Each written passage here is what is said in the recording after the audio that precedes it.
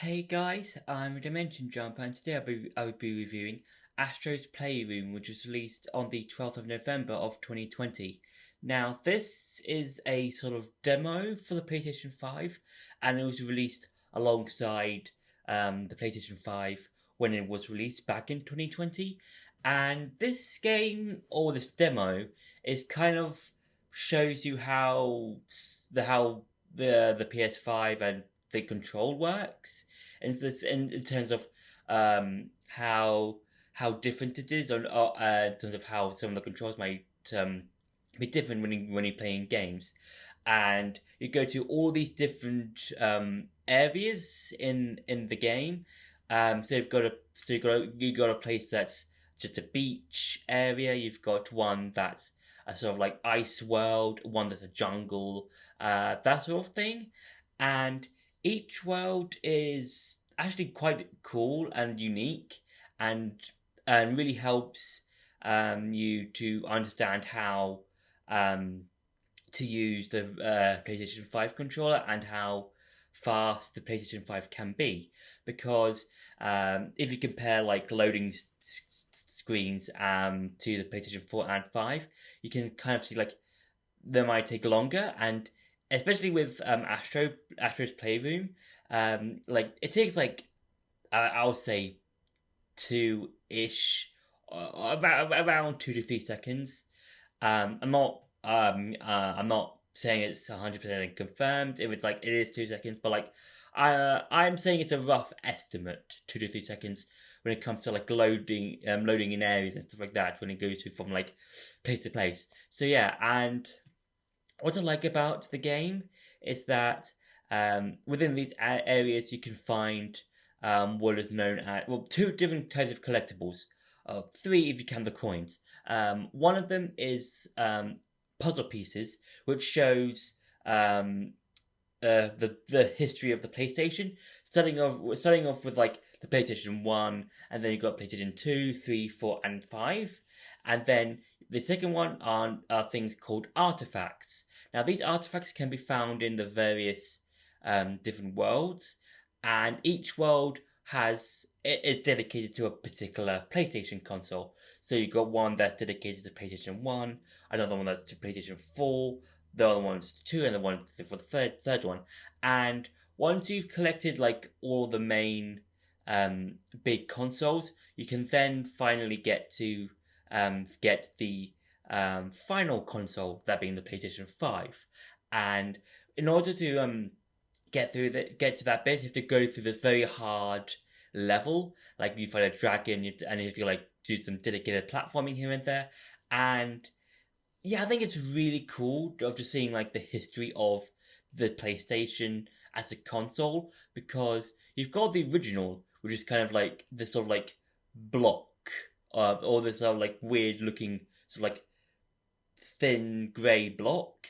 But then you get to see some of the stuff that it could go with, like some of the accessories, and then you can see some the ones for the PlayStation 2 and the 3, 4, and especially the PlayStation 5. And you've got stuff like that weird tennis ball glowy stick thing that you see. I think that was around the PlayStation 3, PlayStation 4, and we've also got the headset, the VR headset, which I think was used mainly on the PlayStation 4 and 5.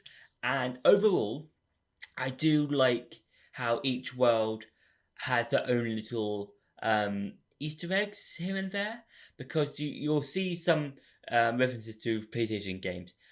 You've got a reference to Horizon, where you've got Aloy. You've got a reference to the God of War series with Kratos and Atreus, and you've got a variety of other references to other games, which I think is really cool. And it's like one of those things where like you can go out of your way to try and find all of them, try and find all those little Easter eggs and stuff like that, and it's really cool. And yeah, and now I'm going to show you some gameplay. So when you boot up Astro's Playroom, you'll be given Astro coming out of the PlayStation 5 controller. And what I like about this is that you can control the PlayStation 5 controller, so like every time you move it about, the controller will auto move about. So like as you can see now, all the different buttons are moving. So that's quite cool. And you start off in this sort of like big plaza area, which gives you all these different locations. So you've got and they're all based, I think, based on like the different parts of the PlayStation 5. So the memory, the cooling system, GPU, SSD. I'm not too sure about what these are supposed to mean, but like I think they're all like different things based on like what's inside the PlayStation. So like the cooling systems, the memories, that sort of thing. And each one has their own unique areas. So, for example, if I go to, let's say, this one over here, you can walk to it once you've found that particular location, so that's quite cool.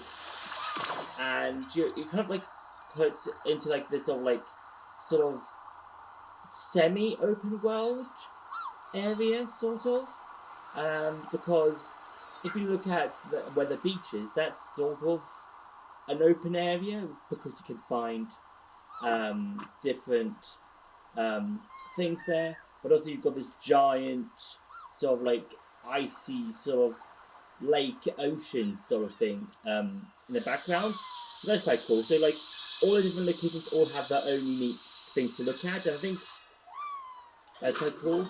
And I think it's a very nice way of playing the game.